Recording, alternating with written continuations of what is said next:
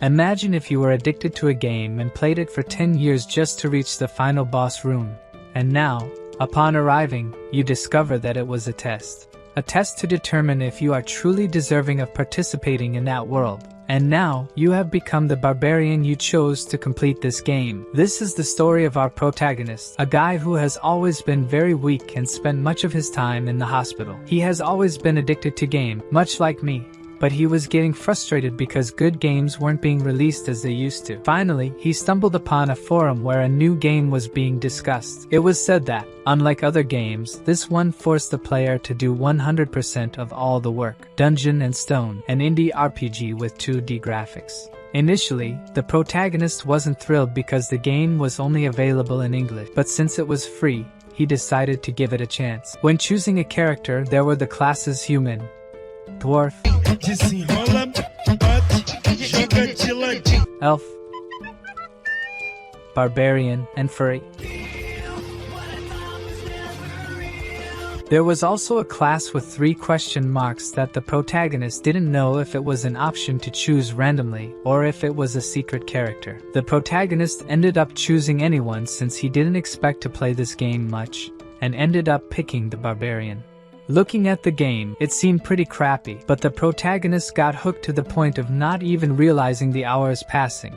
A complete addict. In this game, there are both unique classes and classes that are total garbage. You also have to ally with an NPC, and when you die, you have to start all over again. In the beginning, it was kind of cool, but then he just kept dying and dying, getting frustrated. But he didn't give up. He started playing in the hospital, then became a civil servant, even graduated from college, got a job, and throughout all this time, he always played Dungeon and Stone. Yet, he kept dying. 9 years passed. And now, finally, he reached the final boss room. He made it to the Abyss Gate, of course. The protagonist was overjoyed with this achievement and celebrated a lot, even asking if anyone else had reached where he had, considering he sacrificed 9 long years of his life for it. Now comes the burning question: enter the boss room, yes or no? And when he selects yes, because obviously he's going to enter, right? The guy spent 9 years grinding, giving his life to the game. Is he really going to say no now? The game warns him that he might not come back, asking if he's sure he wants to enter. Of course, this just adds more intrigue, making it seem like the game is a bit threatening, you know? After selecting yes, the game starts loading, and the protagonist starts thinking about how the boss will be. Finally, the game notifies him that he has reached the abyss, that the tutorial is complete. The protagonist is dumbfounded that the game treats this as a tutorial and starts getting frustrated again because now the game is written in Korean. The protagonist really seems like the class he chose at the beginning, pissed off at everything. He truly looks like a barbarian. After the game does the user check, lights start emanating from his monitor, lights that covered him and made him feel a lot of pain, and he was completely engulfed by the monitor. His consciousness was fading away. Congratulations, young warriors! Today, all of you will leave this sacred place and become true warriors. It was at that moment he realized everything had changed. Torches instead of light bulbs. Wherever he looked, there were handsome, muscular barbarians. Moreover, there was an old man shouting for them to grab weapons that suited them best. Instantly, the protagonist starts questioning if this is the introduction of a game. His body seems fine, but rough hands, hard muscles, and tattoos. This movement, the gamer protagonist had truly become a barbarian, until suddenly, the old man starts speaking again, saying that those who are called should step forward. He begins by calling the third son of Van and Carrick. The young man approaches the old man and ends up choosing a weapon, a double-headed axe. With this, it is announced that he is now a warrior. The next to be called is the second daughter of Fenelin, Einar, and so, little by little, they chose their armaments. May the grace of Rafdonia be with you, young warriors! And only then did the protagonist understand that he is truly inside Dungeon and Stone, a barbarian, the class he had chosen, the class he was playing just a moment ago. That's what he has become. While he wonders how this happened, someone says it can't be true. Tarzan, completely scared, says they are in Dungeon and Stone. He just wants to know how they ended up there. This led the protagonist to understand that this guy is different from the other barbarians. It seems he wasn't the only one to enter this game. Who opened their mouth? Was it you? The protagonist, completely shocked, shouted that it wasn't him, even getting angry with the guy who actually yelled. And when the dude looks forward, so it was you. Tarzan quickly started asking if they are in dungeon and stone. Don't say anything more. The old man stepped right in front of him. The son of Kajra Orm has been possessed by the spirit of evil. Erase from your memories what this spirit said. Let's continue with the ceremony. With just that, the protagonist already understood a lot. Information number 1. People like him who entered the game are spirits of evil. Information 2. You'll die if someone finds out. And the third information is that his head could have been rolling on the ground right now. Fourth son of Senek, step forward. All this situation made the protagonist soil his pants, as one by one the others were called. But the question here is, the protagonist doesn't know his own name. As more and more people were called, the protagonist came up with a plan. He must move 2 seconds after someone's name is called, and no one moves until son of Jandel, Bjorn. 1, 2. 2 seconds had passed after the name was announced, until finally the protagonist decided to step forward. And we also discovered that his name is Bjorn, son of Jandel. And we have to agree, right folks? This game is on hard mode. The protagonist steps forward, faces the guy, both glaring at each other angrily. The old man instructs him to choose any weapon he wants. Man, this old guy here is really starting to look like the future villain. There are various weapons for him to choose from, and the chosen weapon. Even the old man looks a bit suspicious when he sees it because it's literally a shield. This is the best option according to the protagonist. Meanwhile, outside, the computer was updating itself, increasing the overall level of the object by +24. The information was sent to the administrator. These are your current statistics. And so, according to the protagonist, when he first picked barbarian, he chose the great sword because it was insane. However, there was a big problem. He kept dying like a piece of crap. Even the monsters were confused, and he just kept dying and dying. So, he tried two-handed axes, maces, hammers, anything he could, but in the end, it was always the same. He entered berserker mode regardless of the weapon and died again. Then, one day, he was walking through the city when he spotted a shield. The shield is something else. Barbarians are a class with great vitality and strength, excellent for being a tank. In the beginning, it was challenging since he spent time learning skills because of the shield, but later on, the stronger monsters fell before him, and he was literally unharmed. In other words, this was a completely overpowered class. That explains why he chose the shield before. Now that the ceremony is over, the gates have opened, and the barbarians must go straight into the labyrinth. The city where the labyrinth is located is called Lapdonia, and with the leader's order, they headed inside, everyone running desperately together. However, whether they know where they're going is another question, right? Until suddenly, the guy who was leading everyone turns around out of nowhere and says he got lost. Everyone gets pissed, which leads the poor guy to resign from the temporary leader position. So Einar, the second daughter of Fnellen, takes over leadership. If you just look at her face, she seems like a normal waifu, but if you look at her whole body, she looks like a wardrobe. The protagonist just observes the situation until she announces that she got lost too. She looks downcast, and the protagonist starts thinking that it can't stay like this, but he also can't stand out too much. Then he pulls her aside. Where do you think he's going armed at this time of night? It's only then that she understands what the protagonist meant, and she rushes to tell everyone that she now knows the way to the labyrinth. Sometime later, they indeed found the entrance to the labyrinth, but the protagonist began to wonder if it's the right decision to enter now. He was seriously thinking about leaving the barbarian group. He had been sick his whole life in the other world and never picked fights, so can he really go in and kill monsters in there? Well, at the very least, he has to pay the game taxes since Dungeon and Stone has that system. In fact, after the age of 20, those who don't pay the taxes are literally killed. One way to earn money is by entering the labyrinths and fighting monsters. Another way is to have a humble job, working in bars, markets, etc. However, there's a small problem. He is a barbarian, and barbarians have a reputation for being wild and destructive. This is due to a game setting, but in return, they receive weapons right from the start of the game. The problem here is that the labyrinth opens only once a month, and now, literally, there are only 10 minutes left before it closes. He's kind of trapped until this time. Then, it's she who pulls him, telling him that they have to enter now as the portal is getting smaller. He just tells her to go ahead and he'll catch up. But before going, she thanks him. He says it's not necessary, but she says she wants to know how she can become as wise as him since she has never seen an intelligent barbarian like him and wants to be like him. Well, she pretty much has to be born again into another race, right? But as he doesn't want to be mean to her, he tells her to think and act normally. She happily thanks him, saying that if he comes back alive from the labyrinth, she will reward him. And hey, folks, could it be what I and you are thinking? Is there going to be some barbarian similarity between them. However, what stuck in the protagonist's mind was coming back alive. Barbarians in this game are not afraid of death. They don't care about it. So, the protagonist asks if she's also afraid of dying. She thinks for a moment and asks if that isn't obvious. Of course, she's afraid, but they are natural warriors. If you don't know how to fight, bad luck. This kind of made him understand that he will have to go into the labyrinth. So that's it. They'll see each other inside the labyrinth, or not. But being a barbarian, he learns to overcome fear. And now he's heading inside, right folks? You entered the first floor, Crystal Cove. Oh, and I'll let you know, the protagonist is not a crybaby, okay? He's a man of few words. Now inside the dungeon, he literally can't see anything. And when we talk about dungeon and stone, the protagonist is a veteran. That means he knows there should be crystals on the walls that illuminate at least some part of the past. So he realized he ended up being sent straight to the dungeon of darkness. And this was something that had never happened to him in his 9 years of playing the game. So the guy starts to walk and feeling the walls. Slowly he moves, leaning on them. And just when he thinks he's going too slow,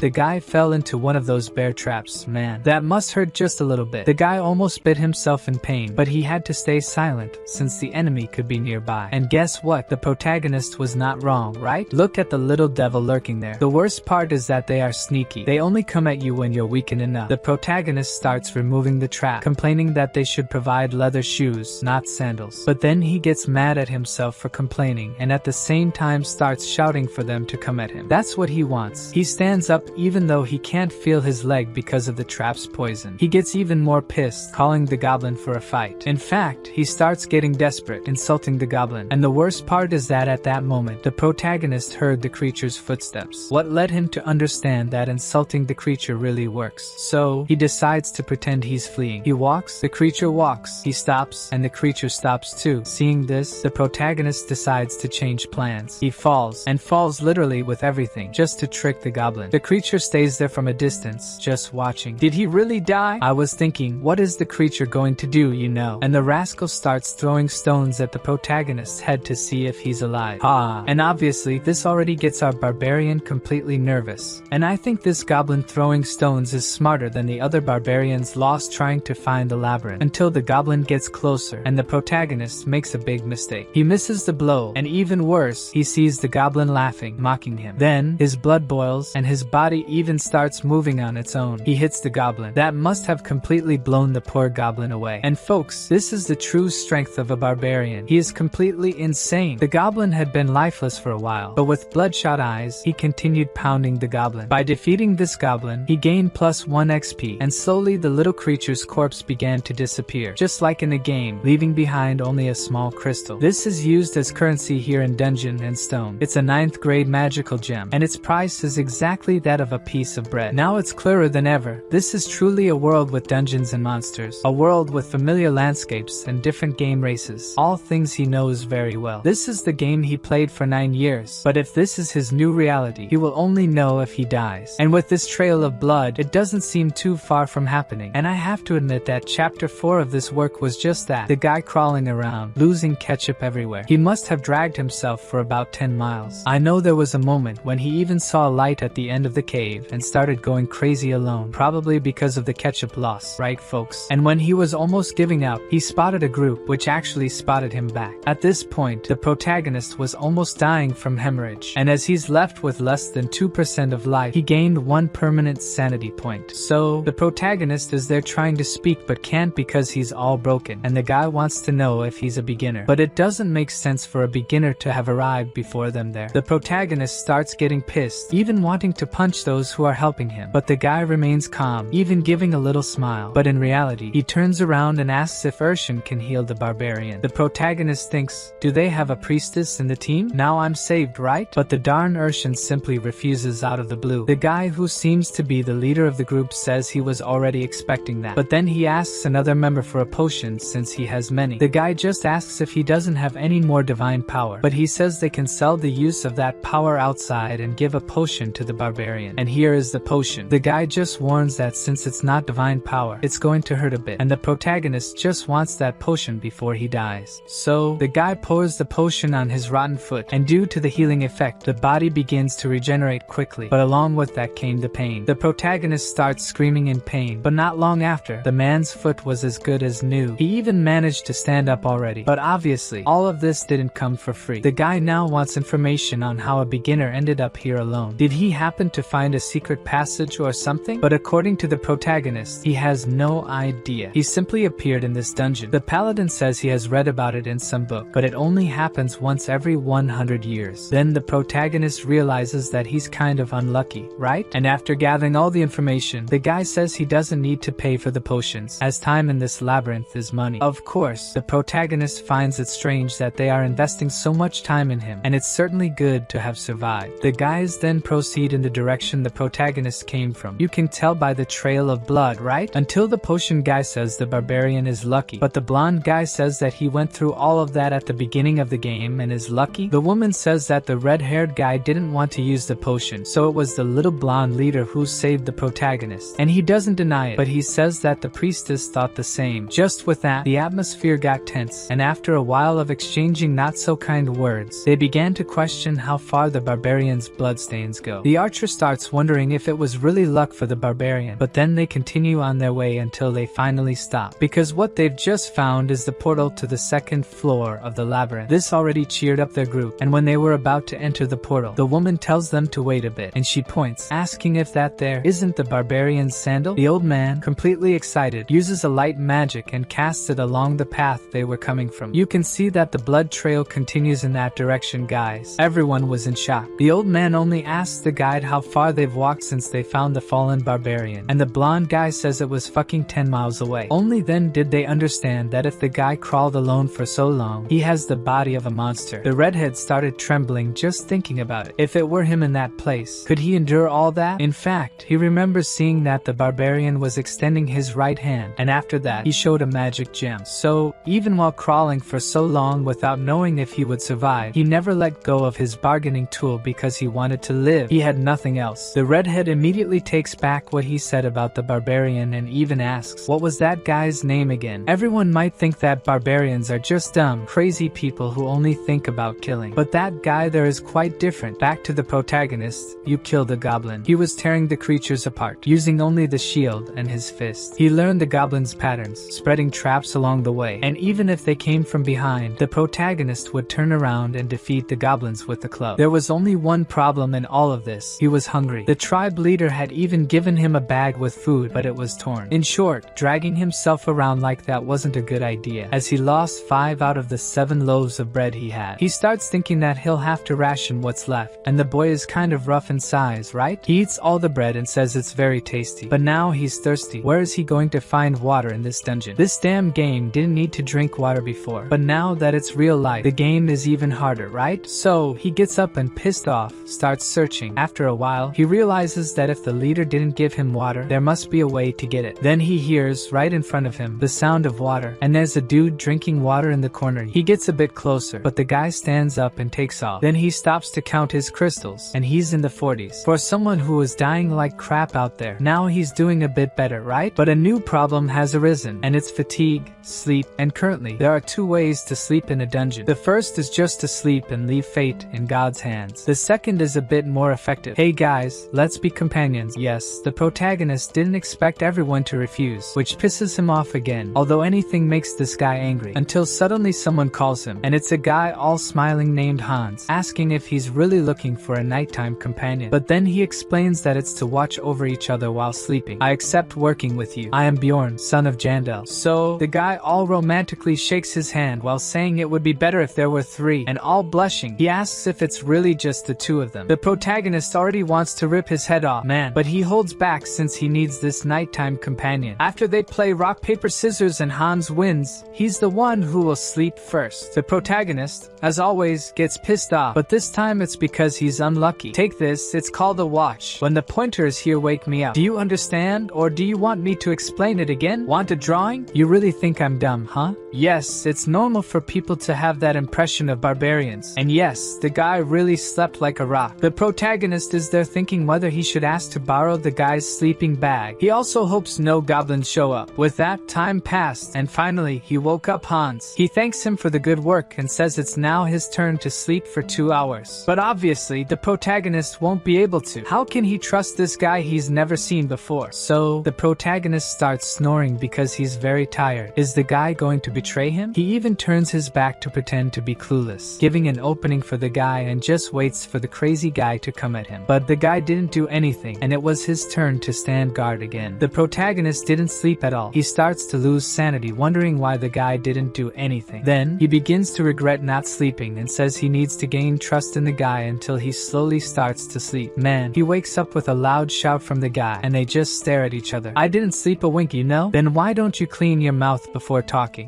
Sorry man. The protagonist lets him know he can sleep more if he wants, and he'll continue to watch. But the guy, all happy, says there's no need. He can sleep, and he'll take care of it. The protagonist thanks him. Hans keeps that sly smile the whole time. The protagonist realizes it. The guy has a good image. He offers help, didn't blame him when he slept, and even refused to switch shifts when he made a mistake. In Dungeons and Stones, the game he knows, kind guys like this literally don't exist. He opens his eyes with the guy asking if he's awake, and with a giant hammer in hand, he asks if the protagonist doesn't want to sleep a little more. Man, if the protagonist hadn't dodged, he would have been smashed on the spot. He even jumped away, and the guy couldn't believe he dodged that. I think he triggered the rage of a guy who's already not quite right in the head. Someone might die in this mess. The protagonist goes at him with total hatred, and the guy asks him to wait. Then, he hits the guy with a shield, cracking his head. He kept asking to stop, that he could explain, but in the protagonist's mind, unlike the goblins, this guy didn't go down with just one hit, so just hit him again. The guy goes flying meters away, and starts crawling just like the protagonist did at the beginning of the story. But I tell you, this time the protagonist is kind of insane. The guy keeps apologizing, and the protagonist just wants to know why he did it. The guy said he was going to knock him out to steal the magic stones. Then he starts talking about taking the shield too, and the equipment because it would fetch a good amount of money. Is that all? Yes, now let me go. I don't think that's going to happen, man. This is the last chance the protagonist is giving him to tell the truth, and the guy, scared out of his mind, says he wanted the heart. The barbarian is confused and doesn't quite understand, but the guy says that a barbarian's heart is worth a lot of money. It seems like they're being used as raw material for magical items. So, resuming, the protagonist was like a goblin to this guy. If he could hunt him, it would be worth it. But Bjorn wants to know why he only acted now and not when he was sleeping, and the reason is that he also needed to sleep. Now that I've said everything, are you going to let me go? The protagonist knows that more people like this guy will appear, so will he always let them go? The guy starts saying he's not like the others, but the protagonist just raises the shield, and this is the first one to die at his hands. It's only been 1 day since he entered this new world, and he has already killed someone. Achievement unlocked for committing your first murder plus 1 permanent mindset. And with that, the character equipped shoulder pads, and the item level increased by plus 13. Then, he equipped a backpack, expanding the inventory space, and equipped the hammer, increasing the item level by plus 30. He also put on boots. In summary, he equipped everything that belonged to our buddy Hans. I told you that guy was a true buddy. He gave our barbarian a bunch of cool items. Let's thank him, right? Thank you, Hans. You're a real friend. Thanks to him, the protagonist stepped out of primitive life. Now, he has water, medicine, and even a watch to tell the time. And here is the current status of our barbarian. Now he simply goes around destroying the goblins. This big hammer here was very useful. Around day 2, the goblins started appearing in groups. Nothing he couldn't handle. But there was a single problem here, and it wasn't the goblins. He killed them all very easily. The problem again was sleep. He would even lean against the wall to relax a bit. But at that moment, goblins always showed up thinking he was asleep. This already made him furious, saying he didn't rest for even 10 minutes. And then he crushed them all. After cleaning up, he says he's going to take a nap, but out of nowhere, a system message appears, saying he was attacked by a goblin while sleeping. There was literally a chubby one stabbing his chest. Man, he gets startled and slaps the chubby one away. The other goblin, seeing his friend zooming past him at about 80 kilometers per hour and noticing that the protagonist was kind of mad about the stabbing, ran away. Only a fool would stay. Now, dealing with the stab wound is the problem. The protagonist thought he would wake up before being stabbed, but now he has to take care of the wound, and the barbarian says the potion hurts more than the stab. That doesn't even make sense. 14 hours after killing Hans, he thinks about finding another nighttime companion like Hans used to say, now that he knows the value of his heart. And unlike the other day, everyone wants him on their team. Maybe because he's cleaner now now? I don't know, but everyone who passed by invited him. However, today he's the one refusing, saying he would only join his own race, the barbarians. He no longer considers himself human. After a while of walking through the dungeon, he spots an elf sitting in a corner. She looks at him